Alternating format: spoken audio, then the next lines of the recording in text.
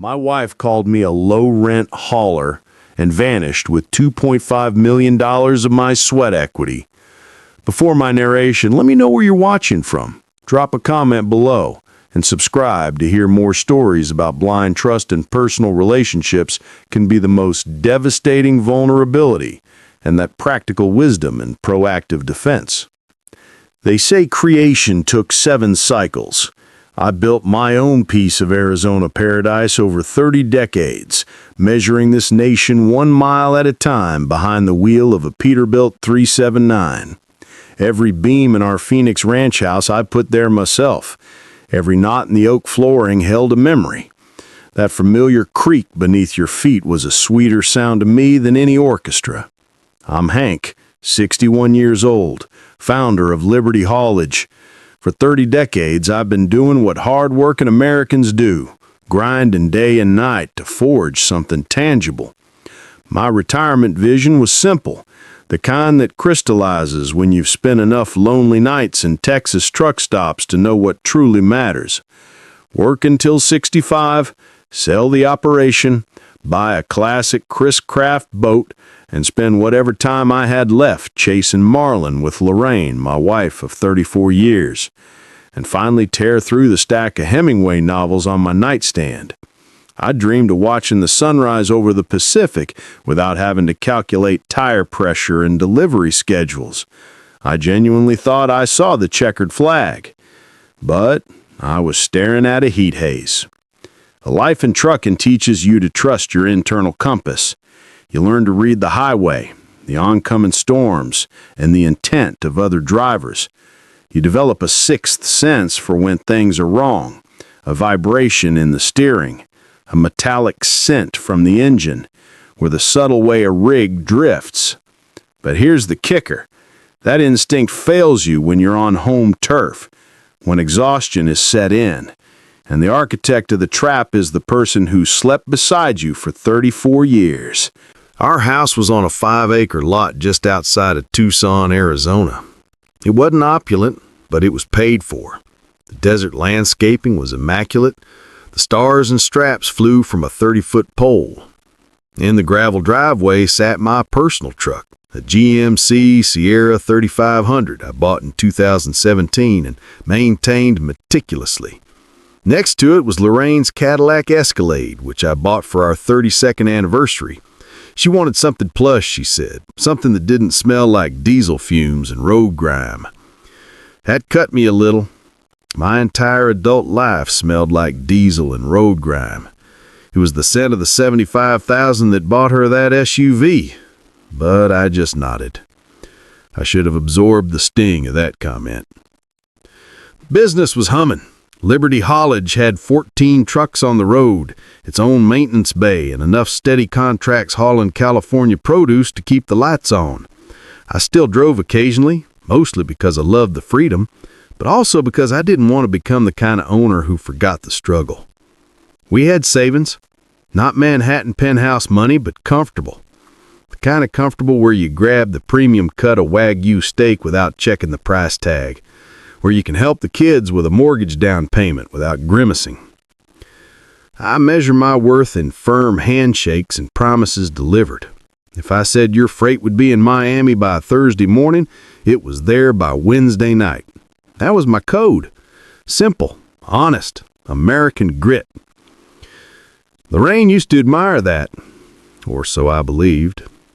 We met in 1992 at a Nevada truck stop diner off Interstate 15. She was financing her way through prerequisites by waitressing. I was a hungry young driver. She laughed at my road jokes, didn't flinch at the erratic hours, and said she respected a man who built his empire from dirt. We forged a life, raised 2 kids who eventually moved to the Midwest, started their own families, and sent us photos of the grandkids we rarely saw. That's the modern American tapestry, I guess. Everyone chasing their own version of the dream. Lorraine stopped working after the kids were born. She didn't need to. I provided enough. She ran the home, the social calendar, everything outside the business ledger. It was our arrangement, and I thought it was functional. Looking back, I can pinpoint the moment the tectonic plates shifted. Subtle digs. How Beverly from her book club just returned from the Caribbean. How the Williamses bought a cabin in the Rockies. How we never traveled because I was always working or too exhausted from the road. I rationalized it, blaming middle-age restlessness. Everyone gets twitchy sometimes, right? Besides, retirement was close. We'd see the world then. But then her brother Wayne started appearing more frequently. Wayne, where to begin? Wayne was 47, going on 17. One of those guys who perpetually had that next big thing, the opportunity of a lifetime, the ground floor chance that would mint millionaires, except every one of his opportunities had the same conclusion: other people's money dissolving like dust in a monsoon. He tried Forex trading back in the early 2000s and lost a pile. Then it was flipping Nevada properties, which would have worked if he'd unloaded them before the 2008 crash. Then some arcane DeFi scheme I'd never bothered to decipher. Each time he'd arrive at family dinners with printouts and projections, talking fast, eyes gleaming with the fervor of a true believer. And each time I politely declined his offers to invest. I never said what I thought, that Wayne couldn't run a lemonade stand without somehow owing money to the local supermarket for the sugar. Yet Lorraine always defended him. He's family, she'd sigh. He just has rotten luck. He's smarter than you give him credit for. That last part grated on me. Wayne wasn't intelligent. That was the peril. He was just astute enough to be a threat, charismatic enough to garner trust, slippery enough to escape any real consequence when his schemes crashed. The investors who lost their $50,000, they were at fault for not appreciating the volatility. The partners who got burned didn't share his revolutionary vision. The banks foreclosed because they lacked belief in American entrepreneurship. Never Wayne's fault. Never. So when Wayne began showing up at our place twice a month, I noticed. When Lorraine started speaking about him differently, not as her screw-up sibling, but as some kind of visionary entrepreneur, I noticed that too. But I was preoccupied, always preoccupied, running loads to keep the business profitable for the impending sale. I was so fixated on the finish line, I missed the tripwire entirely. The first major flare-up was on a Tuesday evening in May. I'd just returned from a 4-day haul from New Jersey and back. I was fried, starving, and dreaming of my own bed. I walked in, and Lorraine was sitting at the kitchen table, documents everywhere. She looked up, offering a blinding smile. Too bright. The kind of smile you flash at a customer, not your husband. She informed me that she had joined the Biltmore Golf Club in Phoenix. Now, Lorraine had never displayed the slightest interest in golf.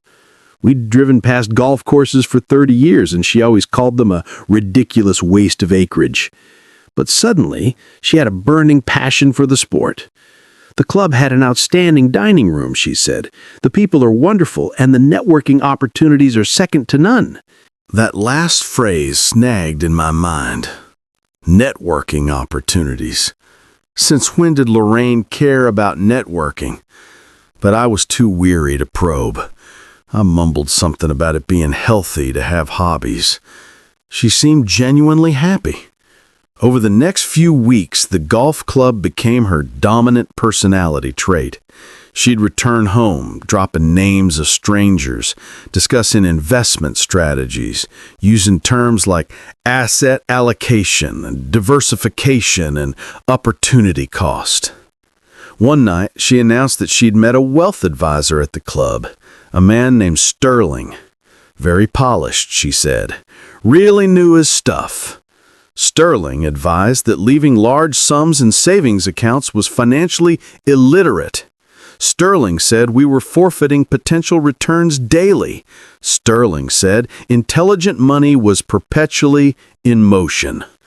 I asked what Sterling did for a living. She got vague. Something about wealth portfolio management and advisory services for high net worth individuals. I wanted to snort.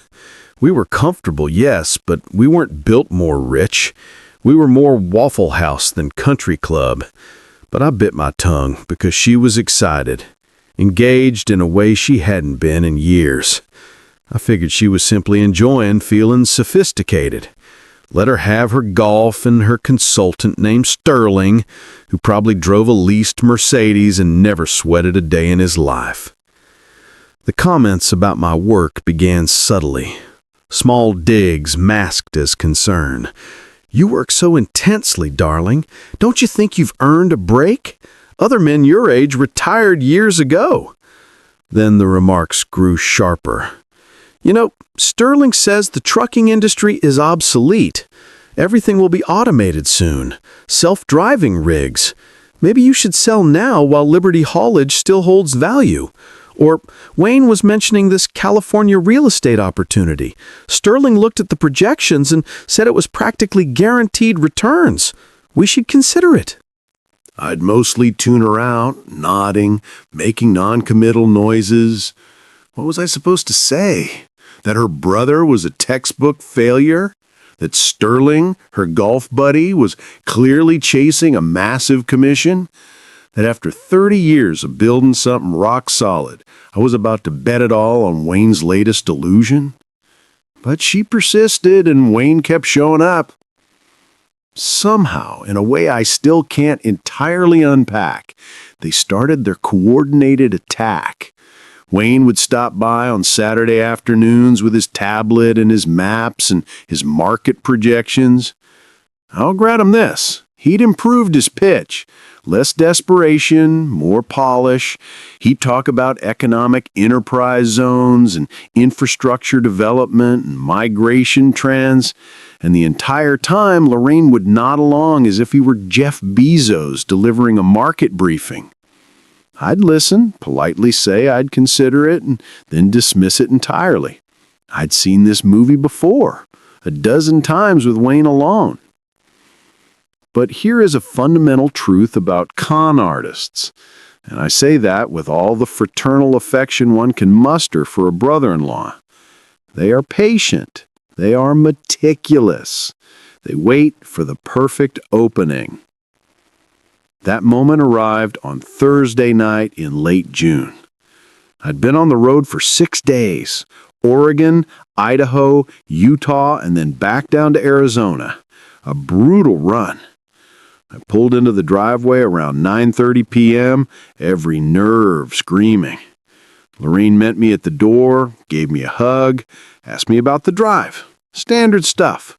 We ate leftover meatloaf while I recounted the bizarre clanking noise a trailer had made outside Salt Lake City and how I'd temporarily silenced it with a tie-down strap, some Gorilla Glue, and a prayer.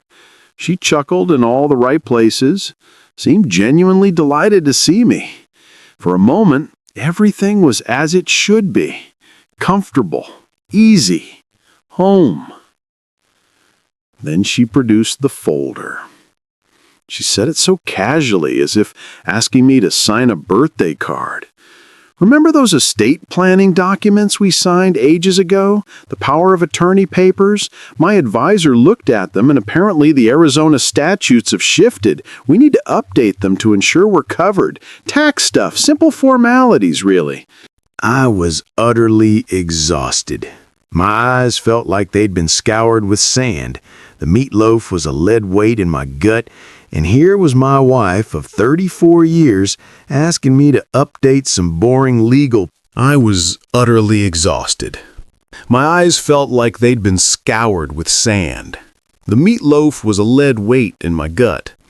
And here was my wife of 34 years asking me to update some boring legal paperwork. She slid the documents across the table, pointing to the signature lines. "Same places as last time," she said. "The attorney already reviewed everything, just needs your signature." I picked up the pen. The whir of the refrigerator was deafening in the quiet kitchen. On the counter, my plate of meatloaf was already cooling. Here's what I should have done. read every single word, asked which lawyer, called that lawyer myself, taken the documents to my own attorney, slept on it, done literally anything other than what I did. But I was tired, and she was my wife. And the documents looked official and tedious in that way legal documents always do. And wasn't this the entire foundation of marriage? Mutual trust. So, I signed in 4 places. My signature, the same hurried scrawl I've been using for 40 years. Harry Thomas Grant. Done. Lorraine smiled, thanked me, said she'd file everything in the morning. I took a shower and was asleep before my head settled into the pillow. I had absolutely no conception of what I'd just done. No idea that I had signed away control of nearly everything I'd spent 30 years building. No idea that the documents were not an update at all, but an entirely new power of attorney, granting Lorraine sweeping authority over our joint accounts, our property, and even aspects of the business. No idea that she'd been orchestrating this for months. No idea that while I was measuring my life in miles, handshakes, and promises, she'd been measuring our marriage in dollar signs and exit strategies. No idea that the steel trap had just clamped shut. The insidious nature of betrayal is how ordinary everything feels just before it detonates. No dramatic soundtrack, no dark clouds, no flashing warnings. Just a tired man signing forms at his kitchen table while his wife watches with the fixed, bright smile she reserved for customers. Just an ordinary Thursday night in June. Just the end of one life and the initiation of something far, far colder. A week after I signed those papers, Wayne showed up with his folder and that predictable glint in his eye. The glint that promised the next big score. But this time, something was different. He didn't rush. He didn't talk frantically. He didn't try to dazzle me with unverifiable figures. Instead, he spread topographical maps across our dining room table, like a general planning a siege. Coastal survey maps, zoning documents, infrastructure blueprints that looked official enough to be genuine. Lorraine brought coffee, sat down next to me, and placed her hand on my arm. That should have been my second glaring warning. Wayne pointed to a stretch of Southern California coastline near San Diego. Undeveloped land, family ranches that had been there for generations. He explained that a new highway artery was coming through. Not publicly announced yet, he claimed, but the blueprints were filed with the state's Department of Transportation. Anyone who knew where to look could see it coming. His pitch was elegant in its simplicity. Buy up large parcels from the unsuspecting ranchers, hold for 18 months, sell to massive developers once the highway plans went public and property values quadrupled. He wasn't selling me a fantasy. He was selling me a strategy that had worked 1,000 times in the Southwest alone. The $1.5 million they needed was the seed capital to secure the purchases before a whisper of the news leaked. I actually laughed. I told Wayne I'd sooner set my retirement savings ablaze and at least enjoy the brief warmth. I told him I'd heard versions of this same con since the 1990s, and they all ended the same way. I told him, thanks, but no thanks. I stood up. The conversation was over. That's when Lorraine started to cry. Not a loud, theatrical sob, but silent tears tracking down her cheeks as she stared out the kitchen window at the backyard I'd spent 30 years paying for. Wayne, to his credit, knew when to vanish. He collected his maps, mumbled something about brotherhood, and retreated. The screen door slammed shut behind him. I stood there, blindsided. Lorraine didn't look at me. Just kept staring out the window, her coffee turning cold. I asked what was wrong. She said nothing at first, letting me stew in an unnamed guilt. Then, so quietly I barely heard it, she said she'd been waiting her whole life. Waiting for what? I asked. Waiting for you to stop being a hauler and start being my husband," she whispered. The words struck like a Texas lightning bolt. She said she'd spent 34 years watching my taillights disappear at 4 a.m., eating dinner alone, raising kids alone, while I was hauling appliances to places whose names she couldn't recall. She said she'd promised herself it would be worthwhile, that we were building something monumental, that one day we'd have the life she watched other couples live while she waited for headlights in the driveway. And now, she said, when we finally had a chance, a real, legitimate chance to do something bigger than truck stops and delivery windows, a chance to live like prosperous people, to travel, to see something other than the inside of our house, now when her brother offered an opportunity that could quintuple our money and let us retire in luxury instead of our modest way, I was refusing, because I was terrified to relinquish the wheel. I tried to counter, tried to explain it wasn't fear, it was about not being an idiot with money earned through a lifetime of sacrifice. I tried to remind her that Wayne's track record would make a Las Vegas gambler look prudent. But she just shook her head. She said I didn't and had never understood. She said she stood with me through everything, the lean early years, the birthdays and anniversaries I missed due to breakdowns or deadlines, and this one thing, this single chance to capitalize on those sacrifices, I couldn't even consider it. The most painful part was that she was right about some of it. I had missed things, important things. I'd rationalized it as providing, as what men are supposed to do. But standing there watching my wife cry, that ancient guilt surged up like nausea. Maybe I had been selfish. Maybe I had prioritized the rig over everything else. Maybe after all these years, I owed her something more than another 4 years of the same routine before retiring to our quiet, predictable life. I told her I'd think about it. She wiped her eyes, nodded, and walked upstairs, leaving me alone with my conflicted thoughts and a pile of topographical maps I didn't trust. I barely slept. I kept running the figures, searching for the loophole, the scam, the fatal flaw in Wayne's plan, but I couldn't find it clearly. Morning arrived too fast. I had a run to Seattle, Washington, a 5-day round trip hauling tech components that had to be in Texas by the weekend, a job that paid well and sustained the company. Lorraine was already downstairs. She'd made coffee, made me a stack of flapjacks, and kissed me goodbye as if nothing had happened. She told me to drive safely, told me we'd talk when I returned. I climbed into my truck, adjusted my mirrors, and started the engine, that deep diesel roar that had been the soundtrack to my adult life. As I pulled out, I saw her in the rearview mirror, standing on the porch, waving. She looked smaller, somehow older. I told myself I'd figure it out on the road. The road always brought clarity. Mile markers and white lines had a way of bringing things into stark perspective. What I didn't know was that I had just left my wife alone with a power of attorney I'd signed blindly and a plan I'd refused to authorize.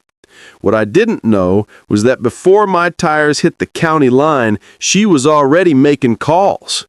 What I didn't know was that the trap was no longer a possibility. It was in progress. The curtain had risen. I was the only cast member unaware of the script.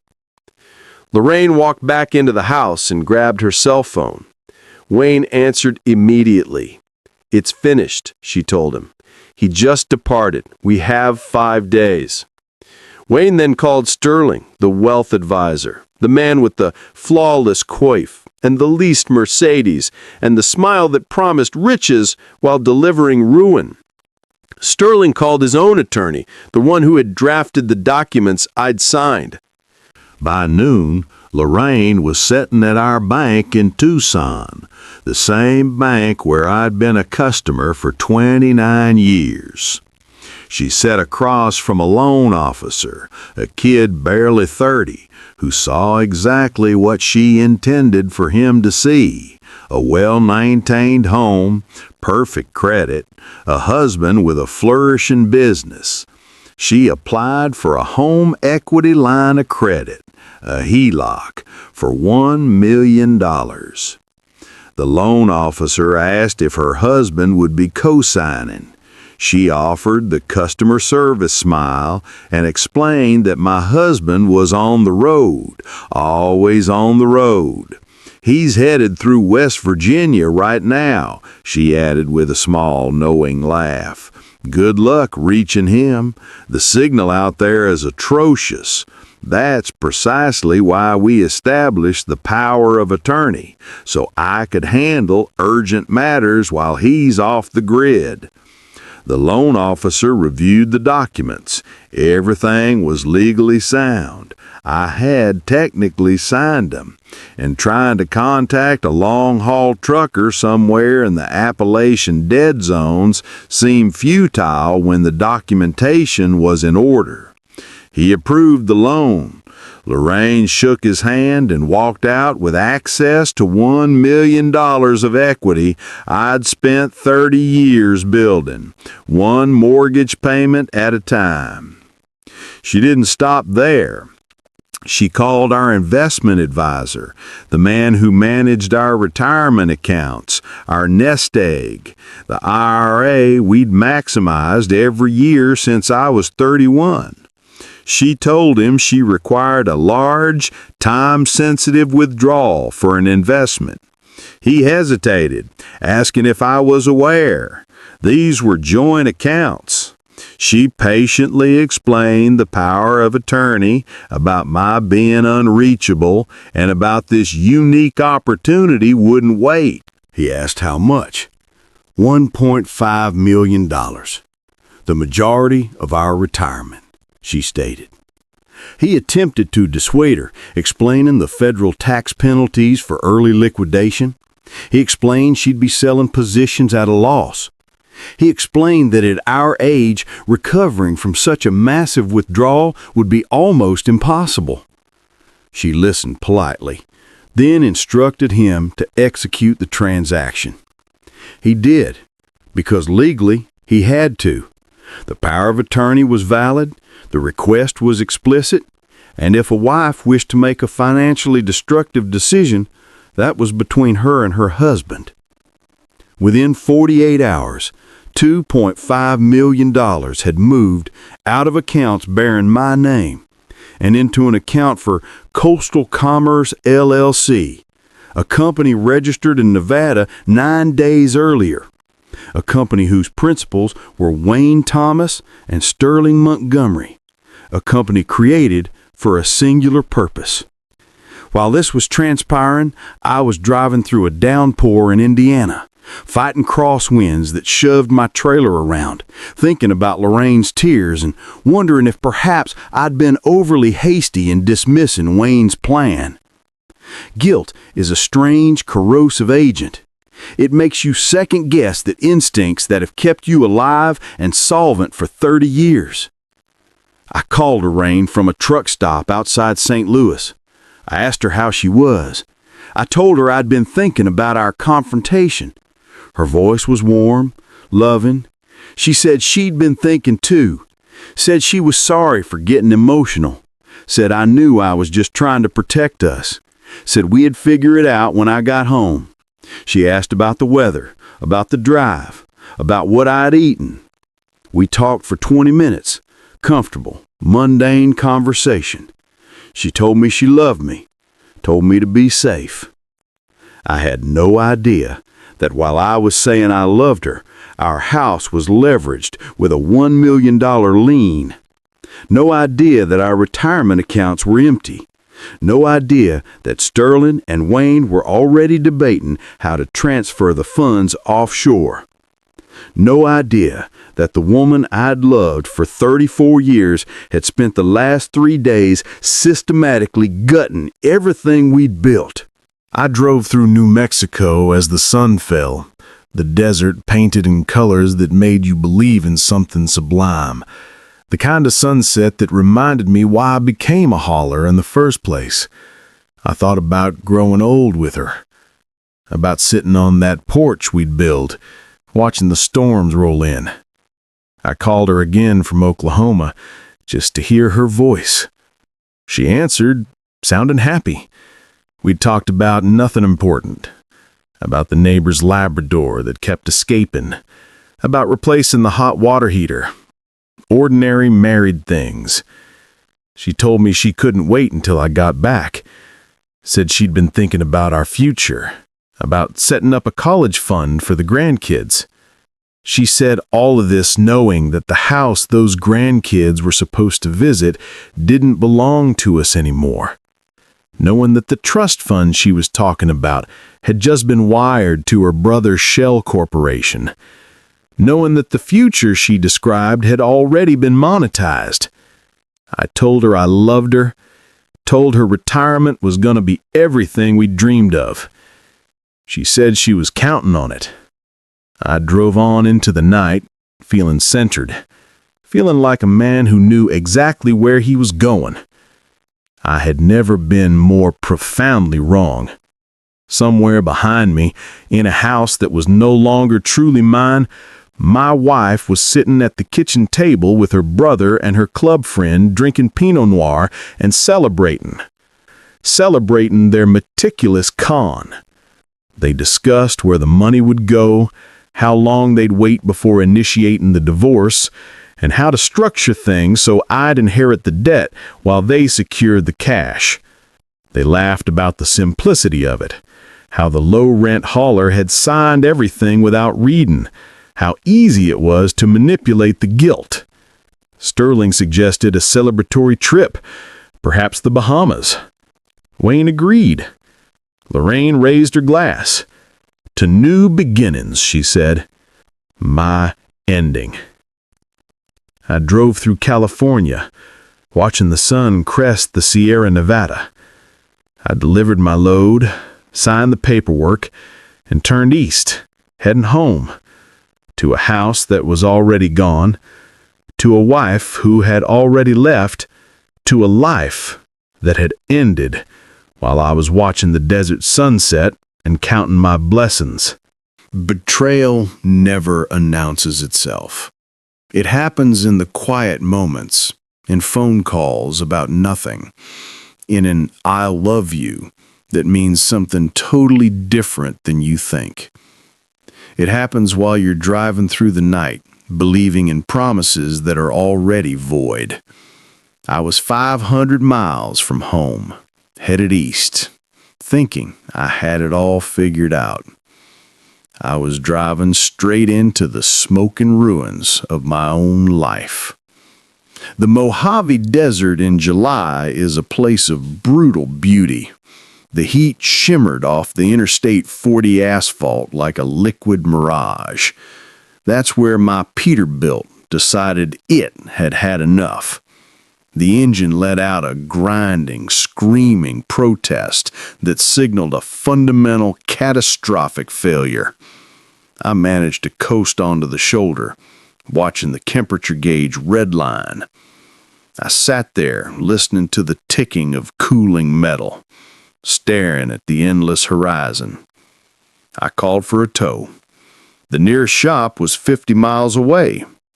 The mechanic arrived 4 hours later. He took one look under the hood and gave me the expression every driver dreads. The expression that says, "This won't be fixed with Gorilla Glue and a prayer." Engine replacement, 2 weeks minimum. I asked him for a price, $18,000, give or take. I didn't flinch. $18,000 was a hit, but I'd been running trucks for 30 years. You keep reserves. I pulled out my corporate card. He ran it. Declined. I laughed. Must be a mistake. A fraud alert. Happens sometimes when you're far from your home zone. I tried my personal card. Declined. The laughter died in my throat. I tried another card. then a third. Each time, the same result. The little machine beeped its rejection like a judge's gavel. The mechanic looked at me with weary suspicion. I told him I'd call my bank.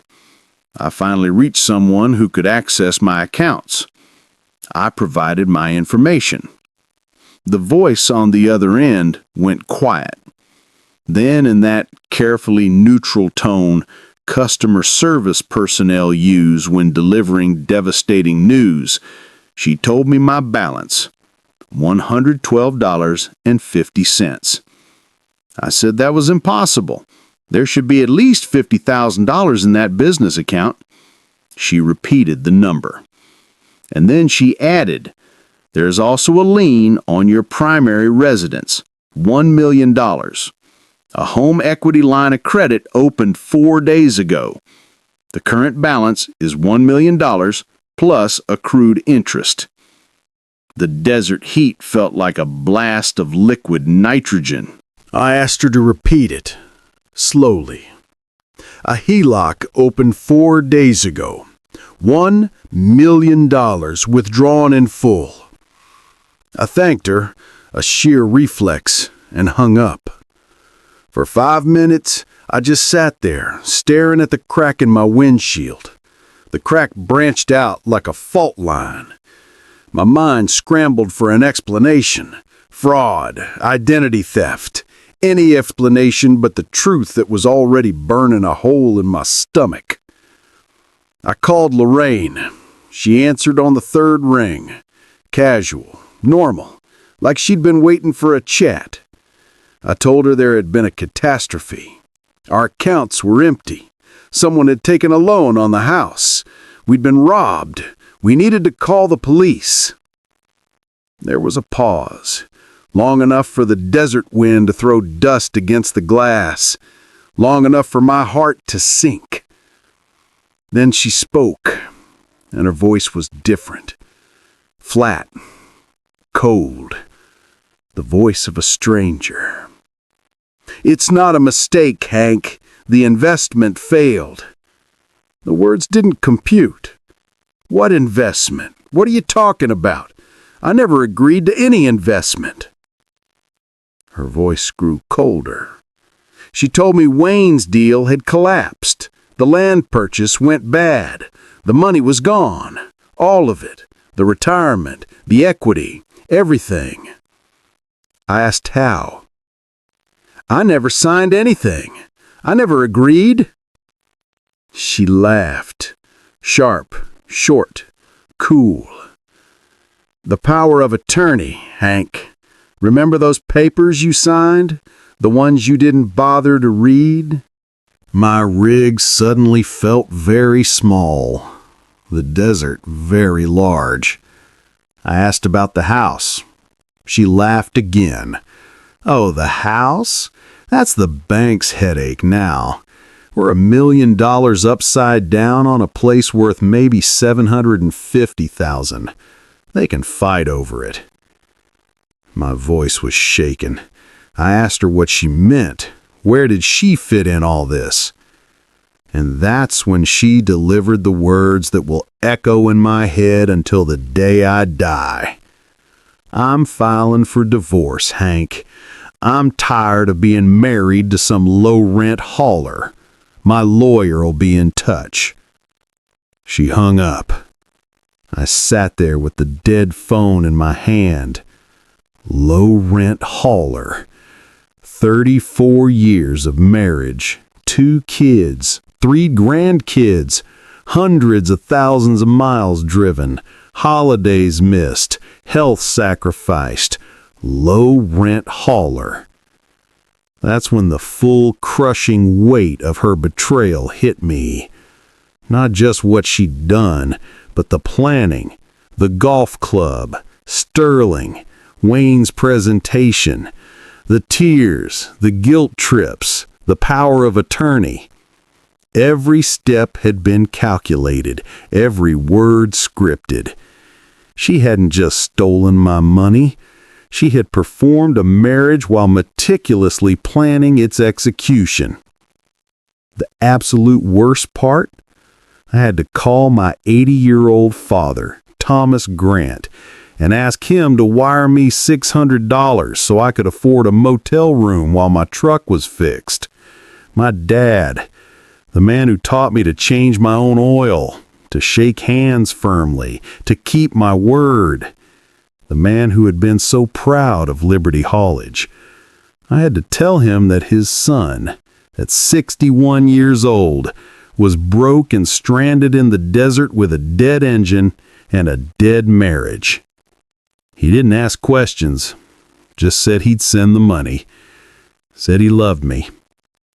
I cried sitting there in the cab of my Peterbilt in the middle of the Mojave Desert at 2 p.m., with the temperature pushing 115 degrees. I cried for my marriage, for my future, for the man I thought I was, for the sheer, crushing idiocy of trusting the wrong person. But here's the thing about hitting rock bottom in the desert. Eventually, the tears evaporate. The heat becomes an enemy you must deal with. Eventually, you either surrender or you strategize your next move. I was not ready to surrender. Something crystallized in me, cold, clear, and focused. It was a familiar feeling, the feeling I got driving through a blinding blizzard in the Dakotas when the road is sheet ice. In those moments, you don't panic, you don't cry, you grip the wheel tighter. You find the single patch of asphalt with traction. You steer deliberately towards solid ground. Sitting there in that dead truck, I realized the road was treacherous, but my hands were still on the wheel. I wasn't out of options. Lorraine and Wayne and Sterling thought they'd executed the perfect game. They thought the low-rent hauler was too simple to fight back. They were wrong. There's a massive difference between being trusting and being stupid. They mistook my trust for blindness, my kindness for weakness, my work ethic for the inability to think strategically. You don't build a business from nothing without being smarter than you look. You don't survive 30 years on the road without learning to spot trouble on the horizon. This was just another, albeit much larger problem, and every problem has a solution. I wiped my face, drank some water, and made a few calls. I arranged to have the truck fixed on credit. I called a driver to come retrieve the load. I called my father back and told him I was coming home, but I needed to borrow his old Dodge Ram for a few days. Then I called someone I hadn't spoken to in a while, Marvin, my lawyer. Marvin was 75 years old, with a reputation as solid as a Boulder Dam. He had been my lawyer since I incorporated Liberty Haulage. He handled every contract, every incorporation, every legal document I'd ever signed, including some very specific documents a decade ago. I told him everything: the power of attorney, the stolen money, the house, the divorce threat. Marvin listened without interruption. When I finished, there was a long silence. Then he actually chuckled. "Hank," he said, "they thought they were fleecing you. These idiots don't even understand what they stole." I asked him what he meant. He said we needed to talk in person. Said to come to his office in Phoenix as soon as I returned. Said, trust the process. I've been waiting for something like this for 10 years, though I prayed it would never come to this. I drove home in my dad's old pickup. I could have flown, but I needed the time to think, to let the white-hot rage settle into something cold, focused, and useful. Rage is like dirty diesel fuel. It clouds your thinking. What I needed was precision. By the time I pulled into Marvin's parking lot, I knew exactly what I had to do. Marvin's office smelled like antique leather and stale coffee. He gestured to a chair and pulled out a thick file with my name on it. He spread papers across his desk and reminded me of something I'd half forgotten. 10 years ago, when the business really took off, Marvin had insisted we do some serious asset protection, create an irrevocable trust. At the time, I thought it was paranoid lawyer nonsense, but Marvin had seen enough divorces to know that fine could turn awful faster than a blowout at 70 miles per hour. So I had agreed. We moved the business itself into an irrevocable trust. Not the operating accounts, not the personal savings, but the core assets, the 14 trucks, the repair facility, the prime commercial real estate in Tucson, Arizona, all the physical assets of Liberty Haulage. My father was the trustee, I was the beneficiary. But legally, I didn't own any of it anymore. The trust did. Now, it was the single smartest move I had ever made. Marvin explained it slowly. The retirement accounts Lorraine had drained, that money was gone. The house equity, gone. But the business, valued at approximately $10 million, the trucks, the real estate, all of it was sitting safely in a trust that Lorraine had no claim to, no access to, and no legal right to touch. She had stolen the loose change and missed the vault. I asked Marvin what the next step was. He smiled. It wasn't a pleasant smile. We destroy them, he said. Legally, completely, by the book. Then he laid out the plan. The divorce proceedings began. Lorraine's lawyer was expensive, slick, and clearly expected this to be an easy split.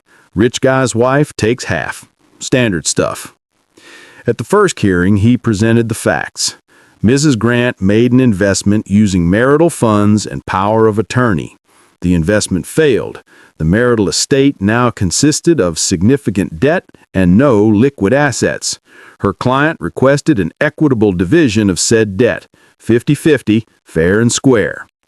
Lorraine sat next to him, looking appropriately contrite, as if she'd made an honest error. Sterling was in the gallery for support. How touching.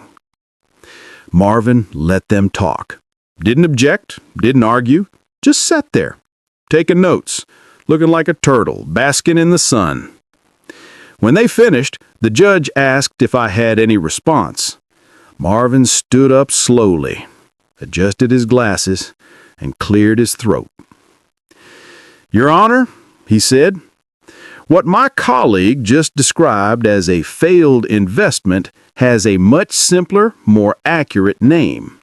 It is called grand theft, planned for months and executed with malice.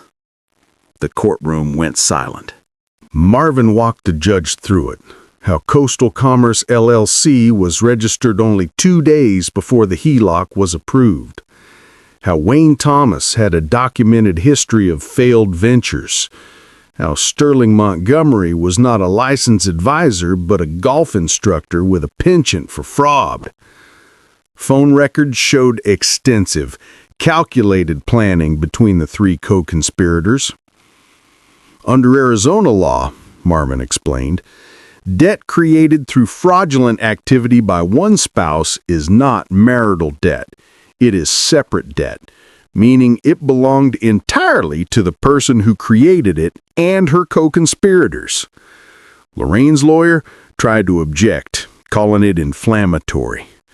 Marvin just smiled his turtle smile and dropped the hammer.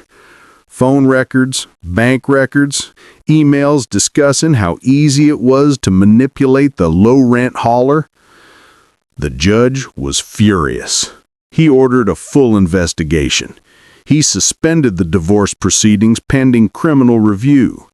He made it perfectly clear.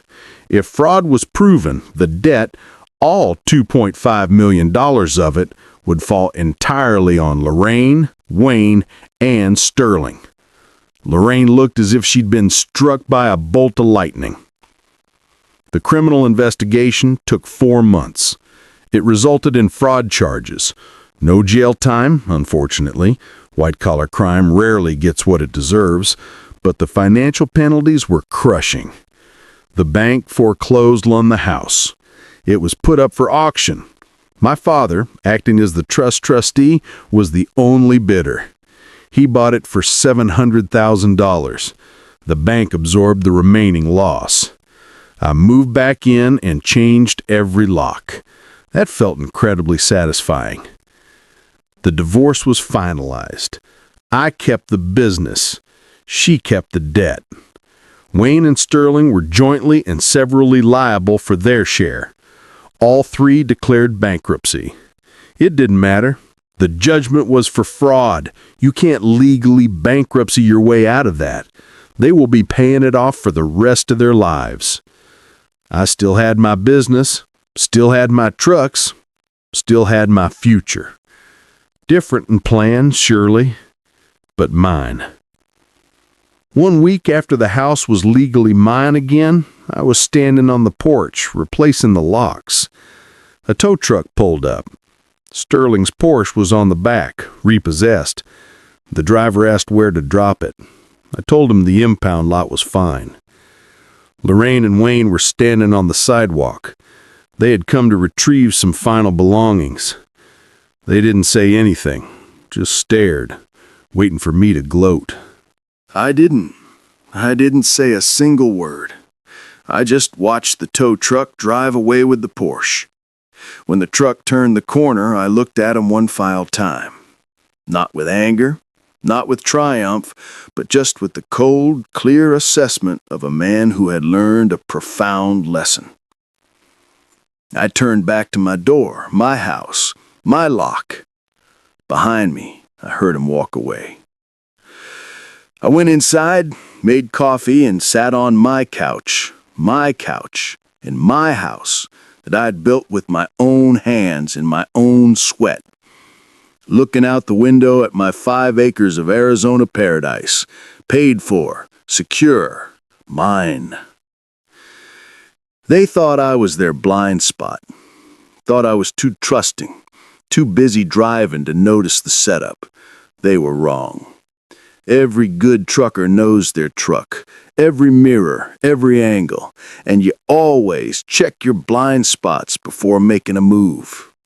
They made their move without checking theirs. They never saw me coming until it was too late. The fishing boat will have to wait a few more years, but I was still standing, still solvent, still had my dignity, my business, and my future. They tried to take everything and ended up with nothing but debt and disgrace. Sometimes the best revenge is simply what you don't let them do to you. Sometimes the best move is the one you made 10 years ago, before you even knew you needed it. Sometimes being a low-rent hauler means you're smart enough to know when to hire a good lawyer, and wise enough to listen when he tells you to protect yourself.